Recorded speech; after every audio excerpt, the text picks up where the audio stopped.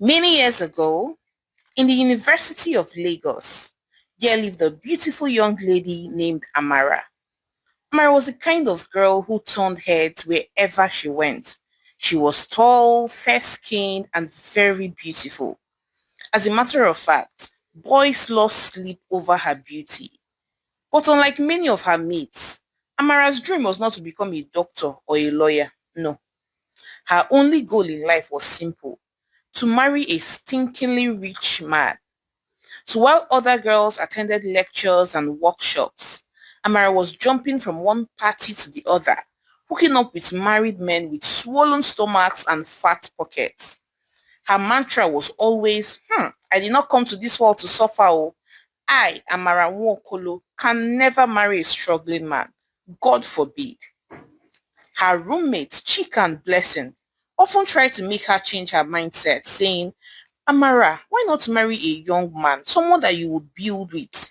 You have a lot of young guys that are asking you out. They are bankers, engineers. Yes, they are just starting their career, but at least they have a future. They have prospects. Why not settle for one of them rather than jumping from one old rich man to the other? Blessing would say, looking very worried. But Amara would simply roll her eyes and laugh and then say, see, me, I did not come to this life to manage you. If the man is not rich, I do not want.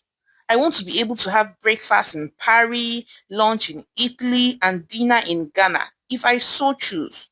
I want to be draped in gold from my wrist to my neck to even my ankles. I want to be smelling money, money. I want to be Madame or Oga's wife. Amara would reply proudly, and her roommate Blessing would just shake her head and say, Amara, one is not everything, oh. Okay, what if this old rich man treats you badly? What will you do? Blessing asked, looking worried. What if he doesn't? What if he is kind to me? And what is the guarantee that the young man you want me to settle down with will not treat me badly? Besides, if my stinkingly rich husband treats me badly, then I'll use his money to pay all these fine small boys that will make me happy. See, I'd rather cry in a Ferrari than laugh on top of an Okada. Amara would reply wickedly. And at this point, her roommate just gave up on her. There was no need trying to convince her otherwise. So things continued like this for a while. By her final year, Amara had dated and dumped several young men who she thought were doing well. Some had bought her an iPhone, someone else had taken her to Ghana for her birthday, but none had the kind of money that Amara was looking for. Then one day, she met Obinna. Obinna was nothing like the men who usually chased her. He was fat, dark, and ugly. As a matter of fact, his face was rough and his stomach was so big. But Obinna had money. His money was smelling. His money was tech money, oil money. He had properties in Dubai, littered everywhere. He spotted Amara one day when he was just relaxing at a restaurant in VI. And then he approached her and they got talking. Initially, Amara did not like him at all. He looked like what her auntie would refer to as an abomination. But when she heard the kind of car that he drove, where he lived, and how much he spent weekly on his dogs alone, almost she was hooked. She was interested. And so they exchanged numbers and they began seeing one another. Their first date was at a nice cozy restaurant. But Obinna had no manners. He laughed too loudly. He chewed with his mouth wide open. And he was speaking wrong English and grammar. But Amara was not there for grammar or for manners. What she was there was for the money, ego. So they continued seeing each other. But by the fourth date, Obinna proposed to Amara with a diamond ring, just like that. No stress. And Amara did not think twice. She accepted on the spot. She was so happy. When she told her friends, Chika screamed at her and said, Amara, you want to marry that one? Amara, fear God now. How can you marry that kind of person? Chika said, looking very worried for her, while her other roommate, Blessing, fell to her knees immediately and begged her, saying, Amara, please don't do this. Marriage is a lifetime commitment. You and I know that this man is not your type. You're simply marrying him for money. Be cool. Blessing said, looking very worried. But Amara simply replied haughtily and said, of course, and you're marrying him for money. Is that one even news? You people do not understand though. Marriage is not about love. Marriage is about strategy. This man that you're seeing like this is my breakthrough. Besides, he's just my ATM. Me, I have plans on how to keep myself happy. His appearance is nothing to write home about. So I have plans of getting good, fresh-looking guys that will take care of me now. You don't trust me. Amara replied proudly, eh? But even though, won't you have to sleep with your husband every night? How can you sleep with this kind of man that you're not even attracted to every single night? Chika asked, looking disgusted. Then Amara laughed and said, of course, I know that I have to sleep with him. But that will not be every time now. To be like once in a month or even in 2 months. And when I have to sleep with him, I would make sure that I am drunk with alcohol. Because me, I cannot stand that man. Oh. He looks like an abomination. I will spend most of my time with young boys my age who will take good care of me. And I'll have enough money to buy as many of them as I want. Amara said proudly. At this point, the whole room went quiet. Then Blessing just said, I fear you, oh, I fear you. So despite all her friends' pleas, Amara still went ahead and got married to Obinna. Just a few months after she graduated from the university, their wedding was grand. It was really beautiful. Amara looked so beautiful. But then, as she walked down the aisle, she began to realize that she had made a mistake. She could not imagine herself waking up beside this ugly fat man every single day of her life. She could see people staring at her and feeling sorry for her. She knew that some of them were even calling her a gold digger. Meanwhile, Obina stood at the altar smiling widely with his brown teeth showing. Amara felt so bad, but after the wedding was over and they had to go back home in a Ferrari, she forgot all the shame that she felt just a few minutes ago. She became super excited that she had married a billionaire. But when it was time to go to bed and consummate her marriage, she began to fidget. She wondered how she was supposed to sleep with this kind of man. She excused herself and went into the bathroom. She stared at herself in the mirror and started giving herself a pep talk, motivational speech. Amara, you got this. Amara, you can do this. Just close your eyes and imagine that it is Emeka that you're sleeping with. Remember that Obinna promised to buy me a diamond bracelet and take me to Paris for shopping next week. Amara, you can do this. You can do this. You can do this. Remember that you asked for this. You got this. Chin up. You can do this. Amara said to herself, trying to motivate herself. And when she was done giving herself morale, she went back into the room and fulfilled her marital obligations to her husband. But the days that followed were full of enjoyment for Amara. Amara had so much money. She went for shopping. She was always buying wigs, gold, bags, shoes, just name it. At some point, Amara even got tired of shopping. She had maids at her beck and call. She had a police officer that followed her everywhere she went. She was so happy. She was the real definition of Unyo Odogu. But there was only one problem. Her husband could not get enough of her. He wanted her in his bed morning, afternoon, and night. Initially, she tried giving excuses. But what she did not know was that Obinna had seen all types of excuses and knew all the tricks in the playbook. Obinna literally had the solution to all her problems. Anytime she complained of a headache, he would hand over to her a sachet of painkillers. If she complained that she was tired, he would tell her that she did not cook or clean in the house, so she had no business being tired. And when she lied that she was on her period, he would show her the calendar and tell her that her period was not due until the next 1 week. Obina was ready for her. Obina was collecting his marital rights from his wife back to back without any mercy. Amara was frustrated. And to make matters worse, barely 2 months after the wedding, Amara was forced to follow Obinna to the village in Asaba for what he called family cleansing and ancestral approval. She did not want to go, but Obinna insisted. telling her that it was just a tradition that all new wives must engage in. Amara did not suspect anything at all until few days after they settled into the village, when a priest gave her a calabash and did some incantations and gave it to her to drink, saying, if this woman ever opens her legs for another man while her husband is alive, may her womb be destroyed, may her eyes turn blind, and may her life be cut short like that of an unripe fruit. The herbalist said, and that was when it dawned on Amara that she had been tied. The calabash that she had just drank from was meant to keep her faithful to her husband.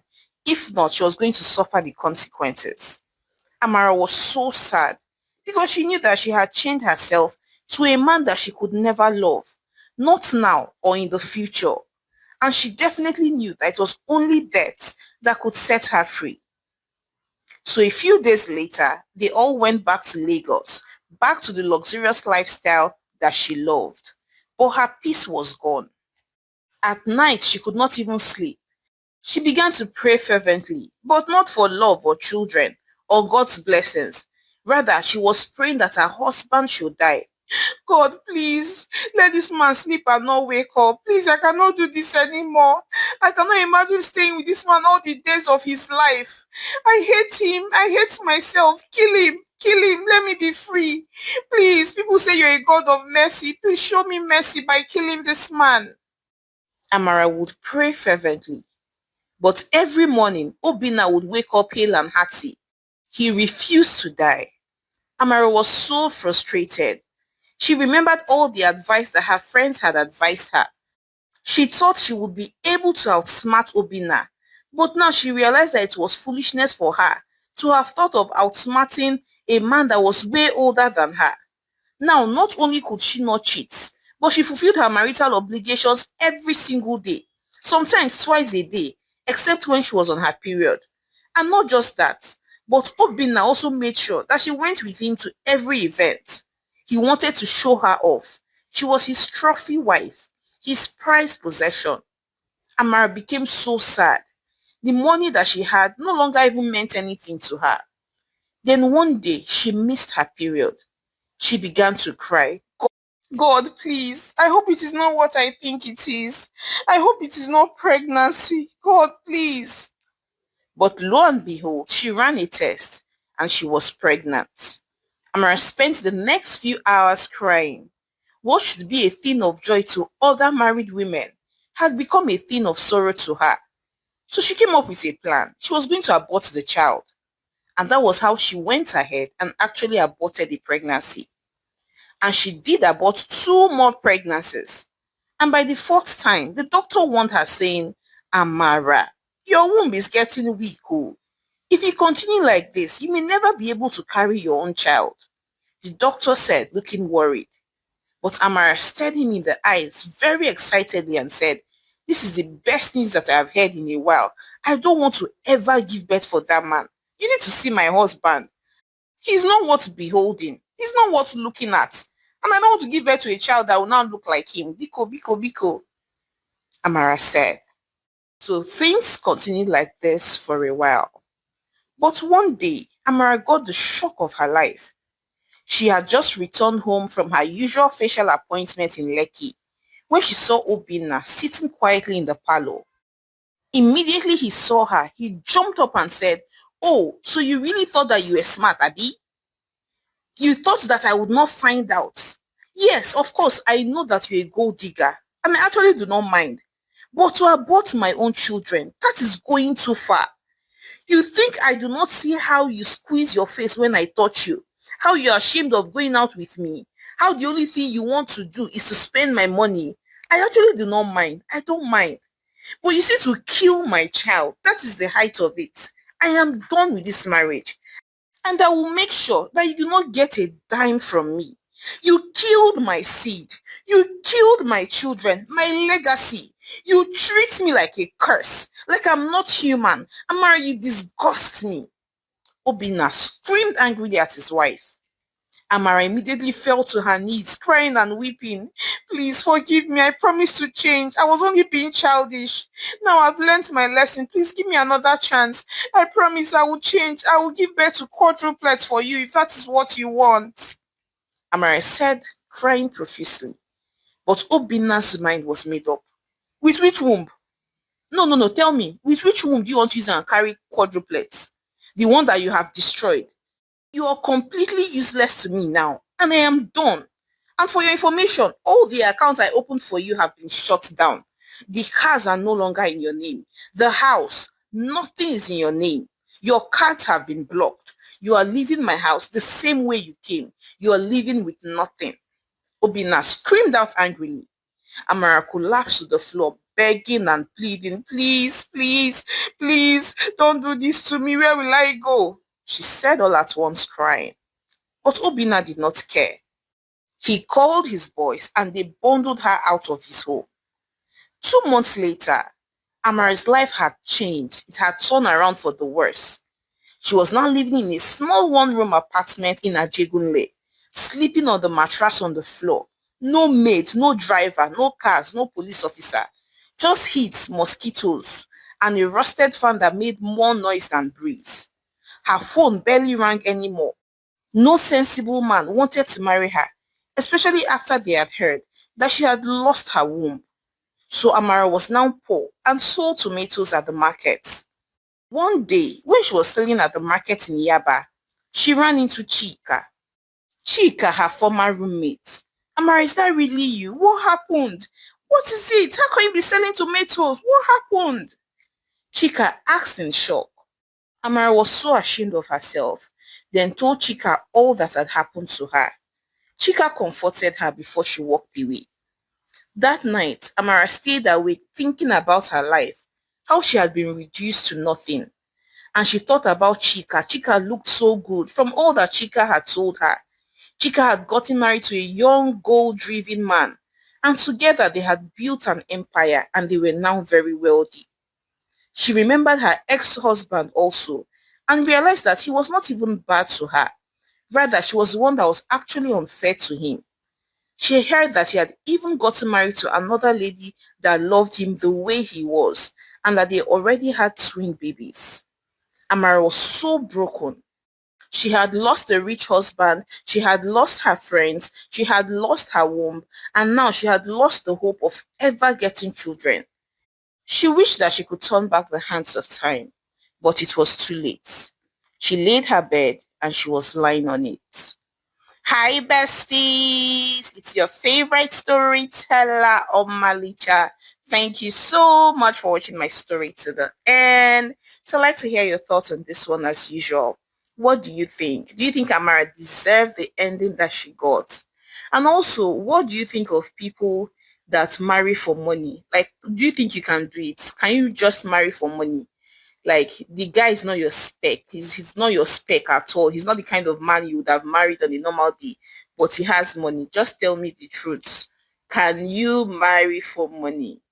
Please share your thoughts with me in the comment section and please support your homegirl Omalicha by subscribing to my channel, liking my videos and sharing with your loved ones.